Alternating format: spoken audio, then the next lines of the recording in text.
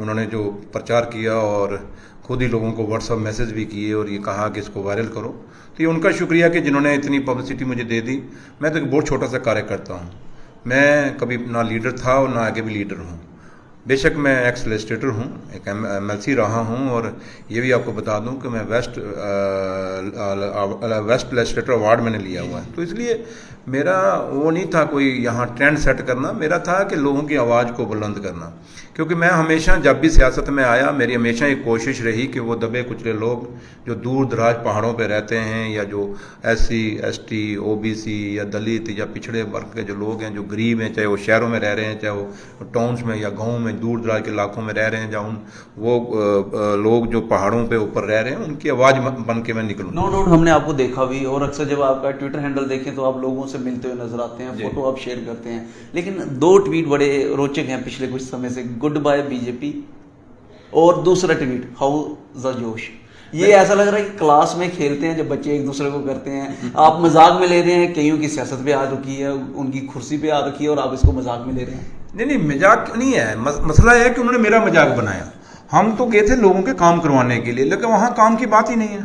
वहाँ सिर्फ सियासत है कि किसको आगे बढ़ाना है, किसको पीछे करना है। और जो 1 सवा साल मैं वहाँ, 1 साल सवा साल मैं वहाँ रहा, तो मुझे वहाँ काम करने का मौका नहीं दिया। हमने कोई ओहदा नहीं मांगा वहाँ, हमने कोई वहाँ पे ये नहीं था कि भाई, जैसे मैंने अब नेशनल कॉन्फ्रेंस ज्वाइन की तो मैंने उदन उमर साहब की मौजूदगी में कहा कि मेरा शौक ही नहीं है कि इलेक्शन में लड़ूंगा। मतलब मेरी हालत ये है कि मैं इतना अब इलेक्शन के इंटरेस्ट नहीं, लेकिन इतना है कि लोगों के काम होने चाहिए। देखिए, सबसे बड़ी बात है कि आपका ये बयान कि लोगों के काम होने चाहिए कहीं ना कहीं इस तरफ इशारा करता है कि BJP में लोगों के काम नहीं हो रहे। मैं वही कह रहा हूँ। मैं जो दरबार लगाते हैं बड़े बड़े लीडर, उनके हर रोज दरबार नहीं, वो जो ग्रीवेंसेस है वो लगाते हैं, वहाँ सुनते हैं, लेकिन ये BJP के ऑफिस के अंदर ग्रीवेंसेस नहीं। आपको बाहर निकलना होगा, रोड पे, आपको सड़कों पे जाना होगा, आपको दूर दराज के गाँव में जाना होगा, आपको पहाड़ों के ऊपर जाना होगा। आज जितनी मर्जी आप स्कीमें दिखा रहे हैं, क्या वो स्कीमें जमीन पे पहुंच रही हैं? क्या वो स्कीमें सही मायने में लोगों को उसका बेनिफिट मिल रहा है? अब आप मुझे बताएं, ओल्ड एज पेंशन की अगर बात कर लें तो आपने बायोमेट्रिक कर दी। अब कई हमारे बुजुर्ग हैं जिनकी ये लकीरें घिस गई हैं, वो बायोमेट्रिक चढ़ती नहीं है, वो होता ही नहीं, तो उनकी पेंशन कैंसिल हो गई। तो आप ये भी कह रहे हैं कि ये आवाज आगे नहीं रखते। मैंने वही कहा ना ये आवाज रखते हैं, ना ये लोगों के पास जाते हैं। PMAY के मकान है, आप देखें, जिन लोगों के कच्चे मकान हैं उनको बेचारों को मिल नहीं रहा, तो जो कोई जिसकी कोई सिफारिश है, या कोई चमचागिरी करता है, या ऑफिसरों की या लीडरों की, तो उसको मिल रहे हैं। आप बेशक उसका अपना पहले पक्का मकान हो। तो ये काफ़ी सारी चीज़ें जो ये ग्राउंड पे देखते नहीं है। अब जहाँ तक ताल्लुक है, आप ये देखें स्वच्छ भारत का, आप देखें, अगर स्वच्छ भारत के आप जम्मू शहर के अंदर चले जाएं, जो टाउन है, जो बाहर के दूर दराज के टाउन है, उनमें चले जाएं, क्या हालत है अंदर गलियों की, नालियों की क्या हालत है। तो इसलिए ये हाथी के दांत खाने के कुछ और, दिखाने का कुछ और, ये बात नहीं चलने वाली। क्योंकि हम हैं प्रैक्टिकल लोग। हम अगर मैं यहाँ तक पहुँचा हूँ तो मेरे साथ मुझे लोगों ने बचाया है, मैं किसी वेब के कारण नहीं है, ना मैं किसी लीडर। आपकी बात को मैं बीच में काट रहा हूँ, आपकी बात समझ आ रही है, लेकिन जहाँ तक मेरा जानकारी है, आपके जो हायर लीडर्स हैं, हायर पोस्ट पे बैठे हैं, जो पूरे जम्मू कश्मीर को देखते हैं, तरुण चुग जी भी उनमें से एक बड़ा नाम, आपकी उनसे भी जानकारी थी।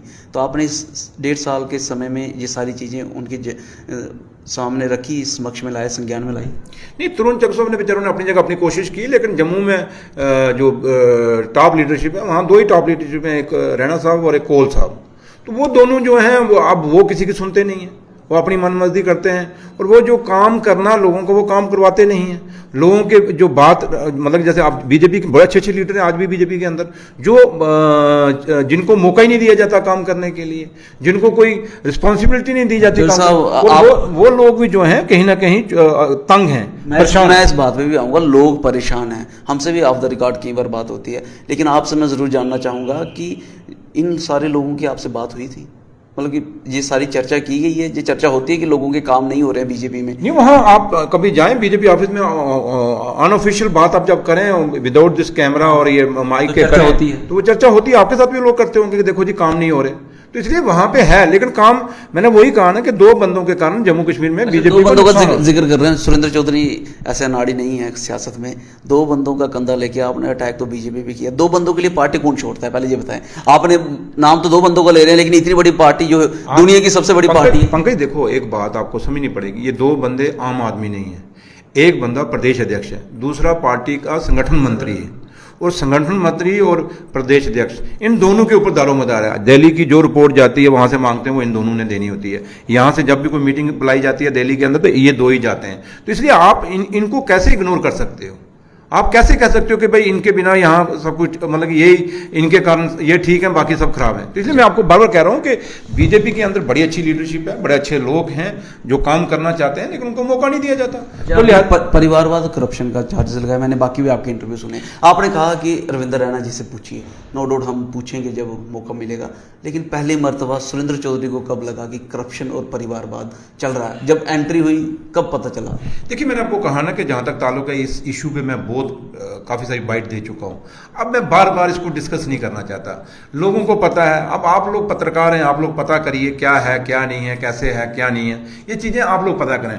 बाकी है कि मैंने उनके ऊपर कोई इंडिविजुअली नहीं लगाया, मैंने जनरल बात की है। जैसे सिर्फ आपने आम जनता, सुनिए मेरी बात, जैसे उमर साहब पे एलिगेशन लगाते हैं परिवारवाद के, करप्शन के, एंटी नेशनल के, फिर फारूक साहब के ऊपर लगाते हैं।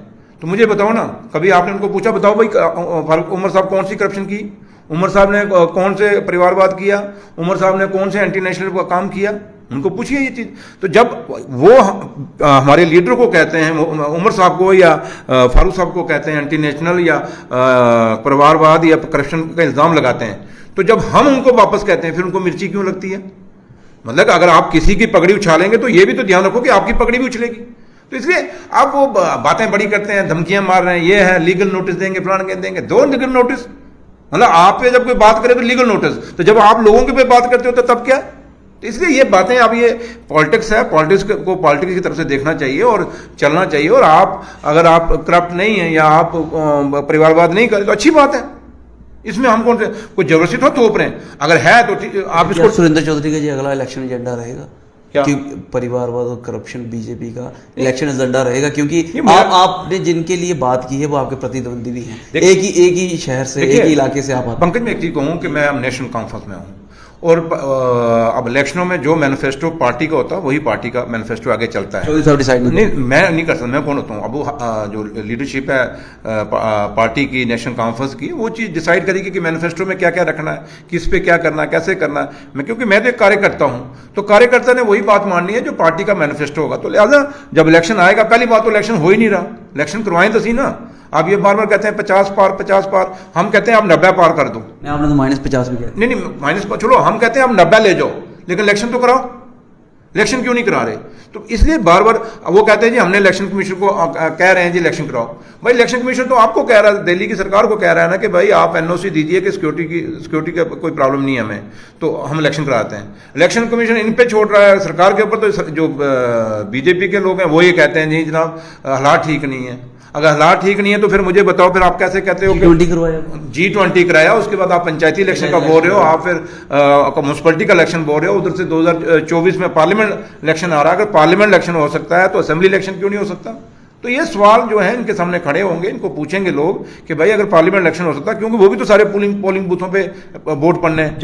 ये काफी सारे इश्यूज हैं जो इनके सामने खड़े हैं। ये सारी चीजें आपसे काफी डिस्कस हुई हैं, बाकी मीडिया पे भी हुई हैं, लेकिन एक बात जो है जनता जानना चाहती है, आप पीडीपी से बीजेपी आए थे, तो आपके लिए जो बेटर रास्ता था अगर बीजेपी छोड़नी थी तो पीडीपी था, आपने एनसी क्यों चूज किया? कोई खास वजह? देखिए, अब मैंने जब बार अब मैं नेशनल पीडीपी जब मैंने छोड़ी थी, वजूहत बता दी थी मैंने क्यों छोड़ी। अब मैं उनके ऊपर बार अब कम से कम भी 2 साल हो गए, 2-2.5 साल हो गए मैंने छोड़े हुए। तो अब मैं उन पर बात करूं मैंने क्यों छोड़ी, उधर क्यों नहीं गया, इधर नहीं गया। देखिए, मैं आपको एक ही बात कहूँगा कि आज की डेट में हमें महसूस हो रहा है और आम लोगों को भी महसूस हो रहा है कि जो हालात, जो मैस बनी हुई है जम्मू कश्मीर के अंदर, क्योंकि जम्मू कश्मीर जो है आज एक crucial junction of the history गुजर रहा है। और ये वो जिसको हम यूटी कहना पड़ता है, अदरवाइज तो रियासत है, यूटी कहना पड़ता है। ये वो यूटी है जो हिंदुस्तान नहीं बल्कि दुनिया में इसकी डिस्कशन होती है। तो इसलिए ये कोई छोटी यूटी नहीं है या रियासत नहीं है। तो लिहाजा आज की डेट में आपको याद होगा 96 में भी जब टर्माइल था, मिलिटेंसी थी, कोई पार्टी पार्टी कोई तैयार ही नहीं हो रही थी इलेक्शन लड़ने के लिए, उसमें भी डॉक्टर फारूक साहब को स्पेशल बुलाया गया और उनको यहाँ पे रहनुमाई उन्होंने कहा कि आप संभालो और इलेक्शन लड़ो, फिर फारूक साहब ने इलेक्शन लड़ा और वो चीफ मिनिस्टर बने थे।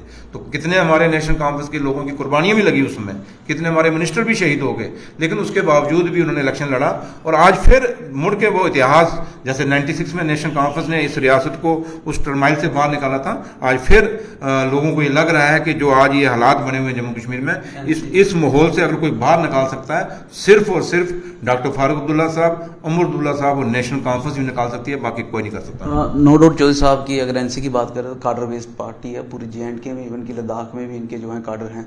लेकिन एक चीज़ और जो सामने आती है इसमें कि आप जब एनसी में जाते हैं तो आपका स्टैंड 370 का और एनसी का कहीं ना कहीं क्लैश करता है कि जहाँ हम ये माने कि एनसी ने मान लिया है कि 370 जो है अभी वो वापस नहीं आ सकती, जहाँ एक्सेप्टेबिलिटी, इस आइडियोलॉजी की एक्सेप्टेबिलिटी एनसी में है। ऐसी बात नहीं, देखिए 370-35 है, सब जुडिस है, उस पे आज की डेट में बोलना अच्छा नहीं है, क्योंकि लेकिन आपके बड़े पॉलिटिकल बयान पहले भी आए। नहीं, मेरे बयान उसमें आए हैं और हम कहता हूँ, लेकिन है कि आज ये एक सब जुडिस केस है और इस पर मुझे नहीं लगता कि बोलना, और फारूक साहब और उमर साहब इस पे बोल रहे हैं और बोल चुके हैं और काफ़ी सारा उन्होंने क्लियर भी किया है, और कोर्ट के अंदर भी नेशनल कॉन्फ्रेंस का अपना एक स्टैंड है। तो लिहाजा अब कोर्ट के फैसले पे हमें इंतजार करना चाहिए और जो फैसला आएगा वही देखा जाएगा जब वो फैसला आएगा। जो साहब आखिरी सवाल, एक अहम सवाल, ये तो सवाल था पार्टी बेस पे, अब आपके बेस पे सवाल है। उमर अब्दुल्ला की बात करें तो वो अक्सर 2 प्रधानमंत्री का जो है वो एडवोकेटिंग करते थे, और शायद 370 एडवोकेट करने में भी सबसे ज़्यादा अगर